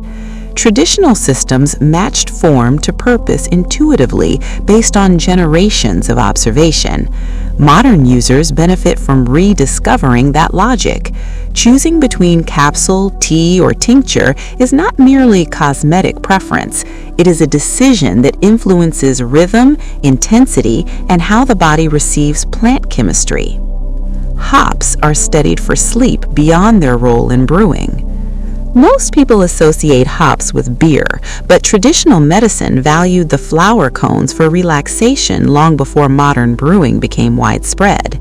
The sedative reputation of hops led to their inclusion in sleep pillows filled with dried flowers, meant to release calming aromas throughout the night. Modern research has explored how hop compounds interact with receptors involved in sleep regulation and nervous system calming. Some studies suggest benefits when combined with valerian, creating a partnership between two traditionally trusted sleep supporters. Interestingly, the bitterness that makes hops valuable in brewing also signals active chemistry. Those bitter compounds may influence how the brain prepares for rest, though the mechanisms are still being clarified. Hops demonstrate how a plant can hold multiple identities simultaneously. It can be a brewing ingredient, a garden ornament, and a sleep support, depending on context and preparation. That versatility reflects the broader truth about herbs, that a single plant can serve different purposes depending on who is using it and how. Elderberry is studied for shortening cold duration. Elderberry has attracted attention for its potential to reduce the duration and severity of upper respiratory infections. The dark berries contain compounds that may influence how viruses behave, potentially slowing their ability to spread within the body during the early stages of infection. Traditional use spans centuries across European folk medicine, where elderberry preparations appeared in kitchens and healing traditions alike. Modern research has produced mixed but intriguing results, with some studies suggesting modest benefits when taken early in an illness. Preparation matters significantly because raw elderberries contain compounds that require careful processing to become safe for consumption. Cooking or commercial processing addresses this concern, which is why most elderberry products come as syrups, lozenges, or extracts rather than fresh berries. The elderberry story reflects a broader pattern where traditional reputation guides modern investigation. Researchers did not randomly select this berry for study. They followed centuries of consistent use that suggested something measurable was happening, even if the mechanisms were not yet understood. Marshmallow root soothes irritated tissues through mucilage. Marshmallow root produces a thick gel-like substance called mucilage when mixed with water. This coating effect has made it valuable for soothing irritated tissues in the throat, digestive tract, and urinary system. The mechanism is partly physical rather than purely chemical. Mucilage creates a protective layer that allows inflamed surfaces to calm without constant contact with irritants passing through the body. Traditional use focused on dry coughs, sore throats, and digestive discomfort, where gentle coating provided relief. Unlike remedies that block pain signals or reduce inflammation directly, marshmallow root works by creating conditions where healing can occur more comfortably. This approach feels intuitive once you experience it, like wrapping a problem rather than attacking it. The plant's name reflects its historical connection to the original marshmallow confection, which once contained actual marshmallow root extract before modern candy replaced it with gelatin and sugar. The medicine came before the sweet, not the other way around. Dandelion has been used for liver and digestive support. Dandelion appears in nearly every traditional herbal system around the world, suggesting either independent discovery or ancient knowledge that traveled with human migration. The leaves, roots, and flowers have all been used, each offering slightly different properties. Traditional use emphasized liver support and digestive stimulation, with the bitter compounds in dandelion thought to encourage bile flow and support the body's natural detoxification processes. Modern research has explored these traditional claims with mixed but not dismissive results. What makes dandelion remarkable is its abundance. Unlike rare herbs that require special cultivation or careful harvesting, dandelion grows freely in lawns, meadows, and roadsides across much of the world. This accessibility made it a practical medicine for ordinary people throughout history. The plant's persistence despite human attempts to eradicate it from gardens speaks to its evolutionary success. That same resilience may explain why it became such a trusted ally in traditional healing, always available, always recognizable, always ready to serve those who knew how to use it properly. Milk thistle is studied for liver protection and support. Milk thistle has become one of the most researched herbs for liver health, with studies spanning decades in multiple countries. The active compound, silymarin, appears to support liver cell regeneration and protect against certain toxins that would otherwise damage this vital organ. Traditional use in Mediterranean regions focused on liver complaints long before modern science confirmed the connection. Herbalists noticed that people who consumed milk thistle seemed to recover better from conditions affecting liver function, an observation that guided later research.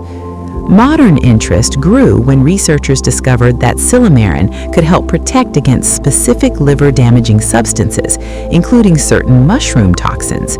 This protective effect has made milk thistle a subject of serious clinical investigation rather than dismissal as folk tradition. The plant's distinctive appearance, with white-veined leaves that legend attributed to drops of the Virgin Mary's milk, made it easy to identify and remember. That recognizability helped preserve knowledge about its uses across generations and geographies. What makes milk thistle's story compelling is how traditional observation and modern pharmacology eventually converge on the same organ system. The liver that herbalists sought to support is the same liver that scientists now study with controlled trials and molecular analysis. Gotu kola is traditionally used for mental clarity and calm. Gotu kola has been valued in Ayurvedic and traditional Chinese medicine for centuries, often associated with longevity, mental clarity, and meditative focus. Unlike stimulating herbs that push the mind into alertness, gotu kola was traditionally seen as calming while simultaneously supporting cognitive function. This apparent paradox of calm clarity made it popular among those seeking focus without agitation. Monks and scholars reportedly used it to support long periods of meditation and study, valuing its ability to quiet mental noise while maintaining sharpness. Modern research has begun exploring these traditional claims, examining how gotu kola compounds might influence brain function, circulation, and stress response. Results remain preliminary but intriguing enough to sustain scientific interest in this humble creeping plant. The herb grows low to the ground in tropical regions, its round leaves resembling small coins. That modest appearance belies its significant reputation across multiple healing traditions that developed independently, yet reached remarkably similar conclusions about its value for mental wellness. Herbal remedies work best when evidence, quality, and wisdom align. The most satisfying outcomes in herbal medicine happen when three things meet. Evidence provides guidance about what tends to work and what tends to be risky. Quality ensures the plant is truly what the label claims, clean and potent enough to matter.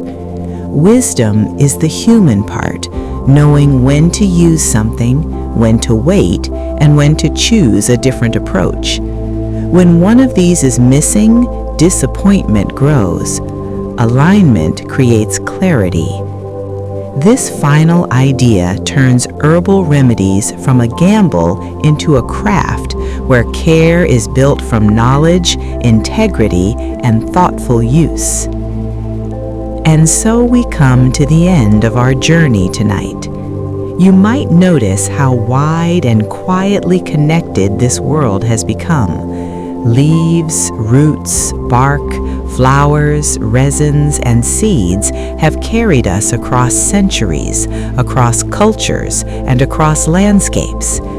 From forest floors and desert trees to kitchens, gardens, and early laboratories, herbal remedies have shown how deeply human curiosity is woven into nature itself.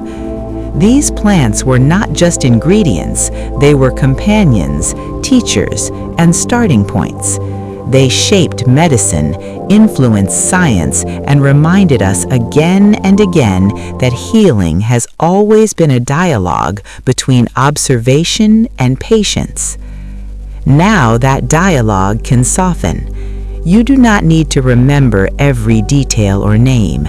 Let the ideas settle like pressed leaves inside an old book. Let the images fade into something gentler. Imagine moonlight resting on quiet fields, roots holding steady beneath the soil, and slow growth continuing whether we are awake to witness it or not. If you have enjoyed drifting through this gentle journey, you are always welcome to like, subscribe, or leave a quiet thought. It helps this space reach other curious minds who might be winding down too. But for now, there is nothing else to do. Let your breathing slow. Let your shoulders sink. Allow the day to loosen its grip, knowing you can return to these ideas whenever you wish. Sleep well and good night.